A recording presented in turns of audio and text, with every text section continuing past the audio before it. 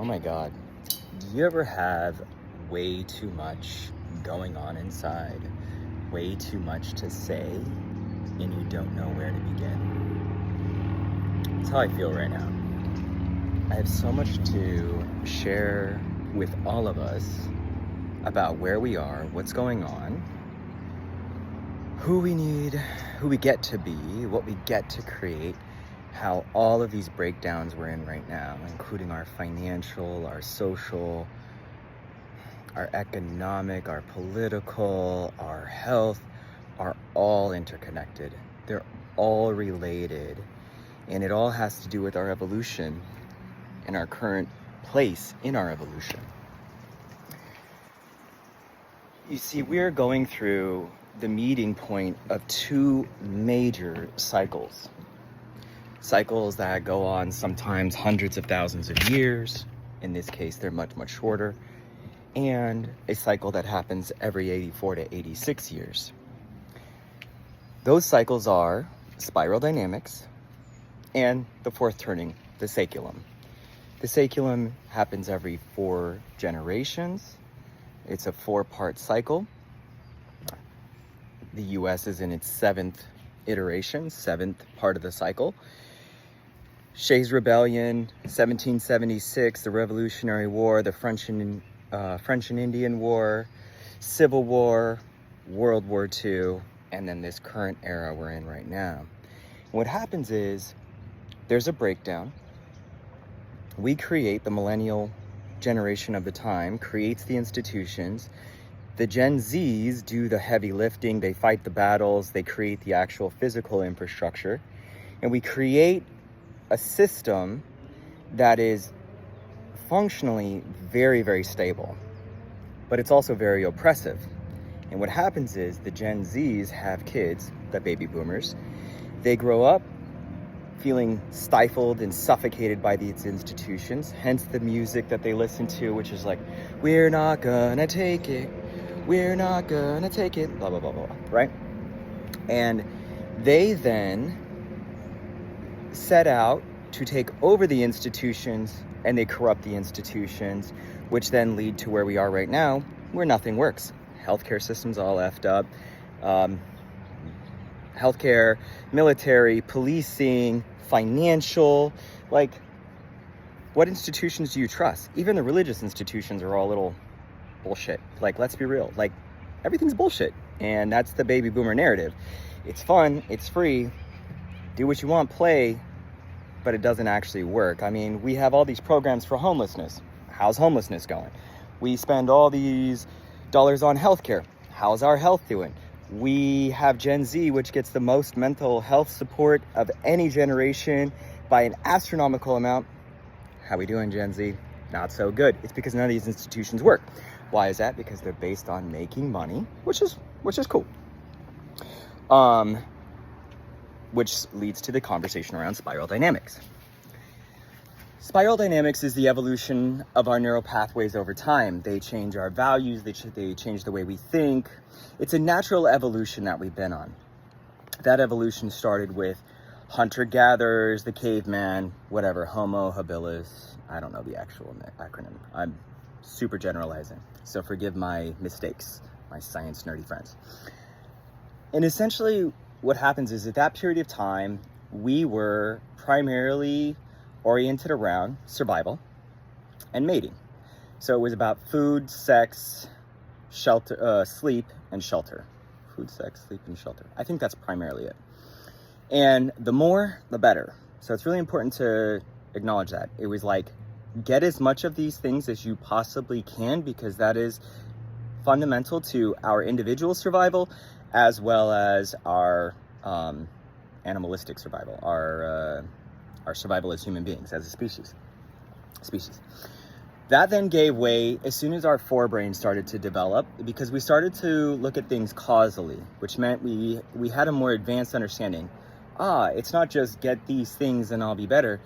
If I actually look out for Joe Caveman might look out for me. And if we work together, we can tackle the wildebeest, right? So see how that advancement in our neural pathways advances us socially. So now we create tribes. In the first era, the beige era in spiral dynamics, we had family clans of under 20. With the purple era, we go into the tribal era, where we had tribes of up to about 150. That's why our brains can only track 150 people. The beige era is a very I-oriented, meaning individualistic. The purple era is a we era, and it goes back and forth between the two as we try to balance out how do I get what I want and need, and also be a part of community and others. And this thread continues on to today. So with that being said, we go from beige to purple as it's described in the research. Oh, beige is also extremely spiritually connected, although they don't really understand what the hell they're spiritually connected to. It's just a lot. Let's just say that, because their brains were so connected to the quantum that the difference between each wasn't fully there. Purple, it gets a little bit more developed. There's shamans. The shamans help to interpret. There's a lot of causality, but causality is superstition at that level. So they become very, very superstitious, following all kinds of different things. Like if you eat another human's heart, you inherit their powers and things like that. Because we were aware of energy and the importance of energy, but we weren't quite aware of like how it all worked. It's very nuanced. Even today, it's very nuanced with all of our advanced technologies. So the purple era goes on for a while with all its weird superstitious stuff. Super dope too. And that gives way then to the red era. The red era is the conqueror's era. It's an overcoming era, and it came as an opposition to the purple era, where purple era is like, don't break tradition, don't go out and do something scary, don't take risk, do what we want you to do because it's all about tribal survival. And the reds are like teenagers, are like, man, fuck that. I want to find out some shit. That thing over there looks cool. Let me go check it out, right? Watch Cruise. Great example. Because it's all about like, let me take an adventure. Let me find out what's out there. And this is our overcoming energy. This is our expansive energy. It's a very expansive period of time. And we create these large societies, but man, are we violent. Reds will stab you. They will take your shit. They don't care. It's just like, I want it, I take it. I have more power than you, I win, I get the rewards. This is also when we became like power oriented, like power hungry kind of a thing, because power meant resources meant abundance. And in the later stages, it was like, essentially you were a god, you were a king, and that's the likeness of the red era. And you got to be worshipped. And that's largely where the ego began to become, the super ego began to become a thing. So red era goes on for a while, all these rapes, murders, pillaging, it's just the narrative of the time. And then you get the next era that comes in, the blue era, in order to cure the failings of the red era. The red era is like Attila the Hun, Genghis Khan, all the great conquerors were the red era. And rules were based on who had the most power. It's a very, again, I-oriented, individualistic era. We then get the blue era, the Abrahamic religions, which come in as a solution to the perils of the red era, where we say, okay, instead of there being multiple gods and no idea how we can settle things unless we use the sword, let's come up with a set of rules that are based on the one individual source god and his ethical standards and morals. It sort of evolves in this direction. The Abrahamic religions are the best way to describe the blue era. It's rules-oriented, it's discipline-oriented, it's right and wrong, it's binary thinking. It's this or it's that. And we sacrifice the individual for the greater cause, for the greater good, for spirituality and humanity and religion. That era went on for quite some time, several thousand years, before it gave rise to the Orange Era. The Orange Era began when the Industrial Revolution began. And this is the era of opulence. It's the gray area. So blue thinkers were very black and white, right and wrong. Orange thinkers have a lot of red energy because it's a reiteration of the red. They're selfish in the sense that it's like, well, if I want it, why can't I have it? This is the era we're in right now, by the way. We're at the tail end of this era. And it's like, Hey, I just want to make money. I just want to have fun. I just want stuff for me. Me. And don't tell me what to do. Society in the Orange era bifurcates based on economics, so socioeconomic status. So if I'm rich, I'm at the top of the chain. If I'm poor, at the bottom of the chain. And we all say, oh, that's okay. Because, they worked for it. That's how Orange thinking is. The Blues in the blue thinking were like, well, if you're a Christian, you're a good human being. But if you're one of those purple heathens with your shamanic beliefs and stuff, you can be a slave and we can enslave you. Bifurcates based on religious or spiritual beliefs. And then in the Red era, it's bifurcated based on power. If I have power, I'm in charge. If you don't have power, you're a slave. That's how things bifurcated there. And then prior to that, it was Purple era, which is like, you're in our tribe, everybody else, other tribe. We know like other tribe. We like our tribe. That's that era. So we're now in the Orange era, at the tail end of the Orange era, which started around 315-ish years ago. We're now in the beginnings, late stage of the Orange era and the beginning of the Green era. The Green era is the hippie era. I'm largely a green, just being honest. It's where I'm at. Greens are the very first truly compassionate group. We live heartfelt. We care about people that we don't know, but we're stupid naive. Like, it's bad how naive we are. We, interestingly enough, align with the Reds, who the Reds today are in prisons and gangs and in the military, because we see them as victims. We're like, oh, the poor them. If only they had XYZ, they wouldn't be Reds. Which, true or not true, doesn't negate the fact that they're still red and they will hurt you to get the things that they want. Greens are hippies.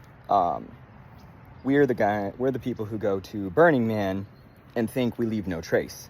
Like, we delete and distort that part of the conversation. Oranges delete and distort the part of the conversation which they're like, I'm a hero, I'm such a good guy, look at my empire, but your empire's crumbling. It's the Blues delete and distort the fact that they're not even actually spiritual. They're just doing religion. They're not actually going on the inner journey, truly connecting to their hearts and to God and to their souls and expanding. It's a very doing oriented thing. The Reds, think that they're making the world a better place, but they're murdering and hurting people left and right. I mean, it's terrible red energy. So Green era, where we are right now, we're entering the Green era. That's why socialism, communism, and all of these types of things are front and center conversations in our society, because we're no longer okay with Orange era bifurcation based on money, and also the nefarious things that oranges do, because they're driven also by red energy. So I mean, like, they'll do anything but kill you to get the money and power that they want, except for they'll also kill you, which, if you look at our medical system, explains why we've made people so sick and made corporations and the individuals behind them so profitable. Because the goal is not actually to help people. In Green era thinking, we genuinely do care, and we are setting a new standard for how we're going to do that. The only thing is, we're not accountable, and we're very naive. So how well is that going to go? Because we're not going to hold our friends and our family accountable, which, when you look at the Democratic side of the conversation, look, let's be real. A lot of our Democrat leadership is going around pointing the finger at the Republicans, and yet doing the exact things that we're going and pointing the finger at the Republicans for. Like, we are the shadow of the Republicans, pointing the finger at them instead of actually owning the fact that we are one and the same. Like, it's such a silly situation. So yeah, we're doing shady stuff, pretending like we're not, and oranges know what our values are, so they're saying, oh, we're gonna be the greens. They're the sheep in wolf's clothing. Since we're not holding them accountable, holding ourselves accountable, we let the sheep in the wolf's clothing into the den, and hence where we are today. We've had Democratic leadership now for 16 something years of the last 20 years, and we are where we are. Trump, interestingly enough, is an orange thinker. He's very economic, capitalistic based. He's not very green thinking. He's not very socialistic. He can't see what he can't see. All the layers, when they look at the layer above them, they see them as delusional. So Trump sees green thinkers as delusional, which is partially right. And green thinkers are looking at him like, God, why are you so greedy? Why are you so selfish? If you could just see that we can all get along. It's the difficulties, because it's all in our neural pathways, and because we aren't integrated, we can't see what we don't see. So this is all happening right now in real time.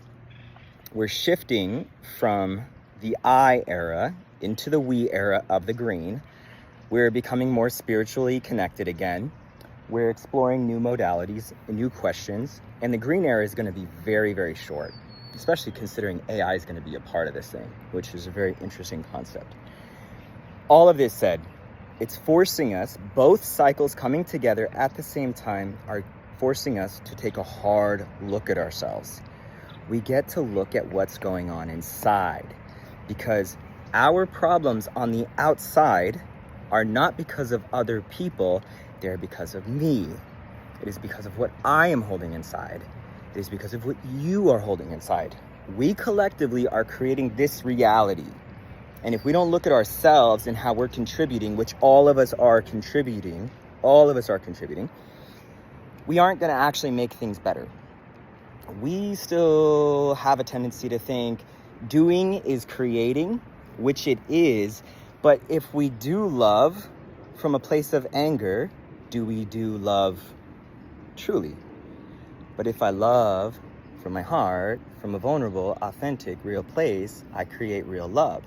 And I can't create love unless I can remove all the hurt and pain from my body that is causing me to come from hate and anger. This is the need for our journey within. This is where we are at. This is why we're uncomfortable. The pain and the suffering is forcing us to go inward. This is where we are. When we change, the world changes. It's not somebody else who's causing this problem. It's not Trump. It's not Newsom. It's not Kamala. It's none of them. It's us. We hire them.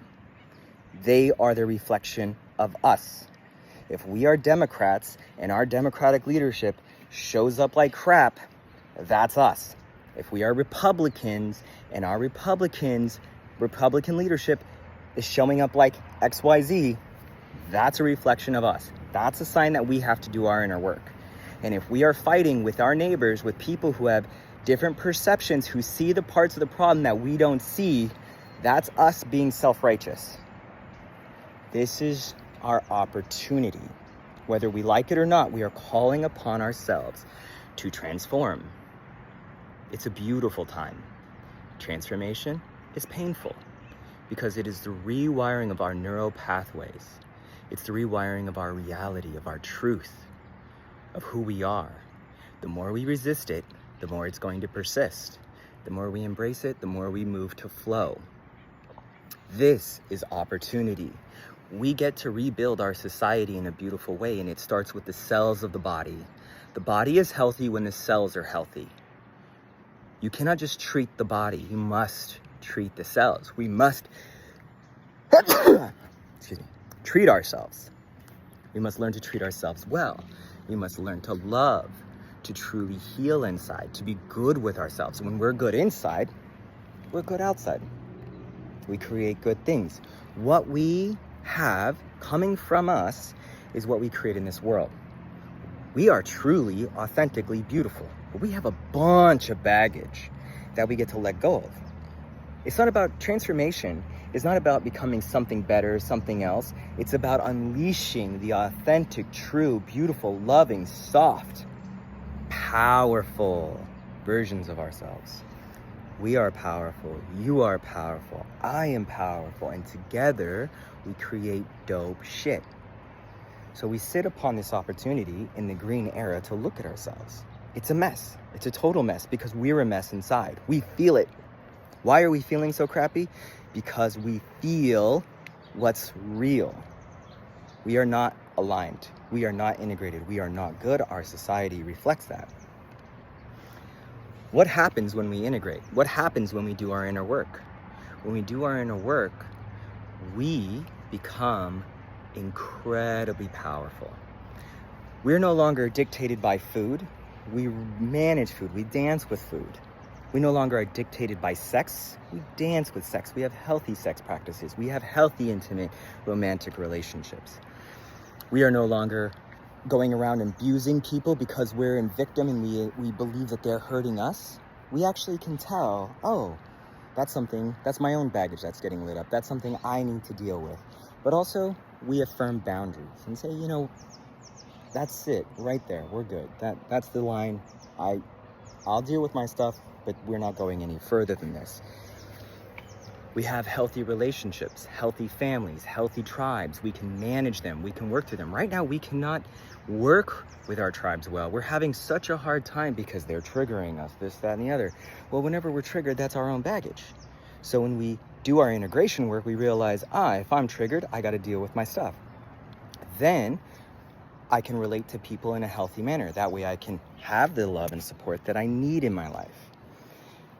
In the blue era, we have a healthy balance of discipline. We know what works, what doesn't work, right? We have that awareness and we do it every day.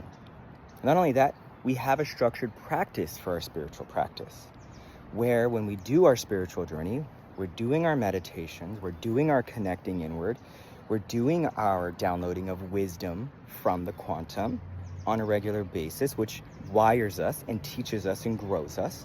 And we do it regularly. We don't abuse people.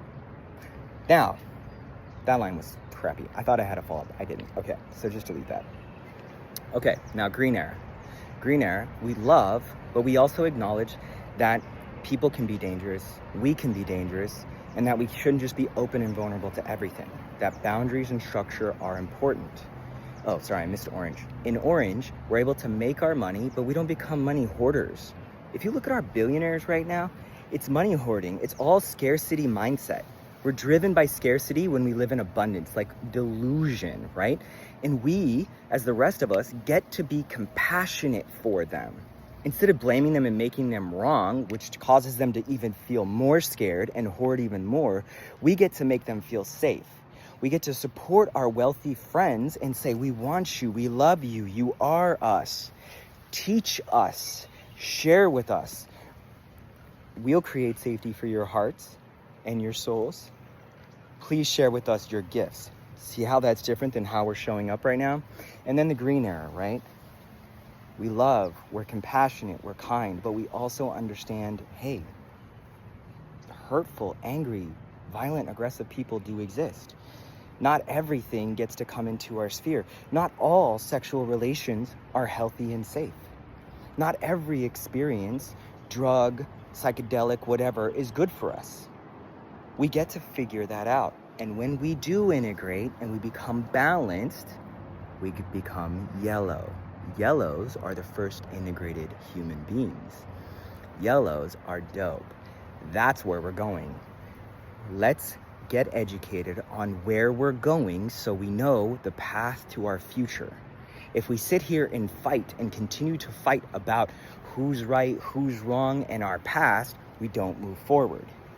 Because instead of moving that way, which is where we're going, I'm right here up against you, spending all my calories and all my energy just hurting you, and you're hurting me, and that's what we're doing right now. Smack, smack, smack, smack, smack, smack.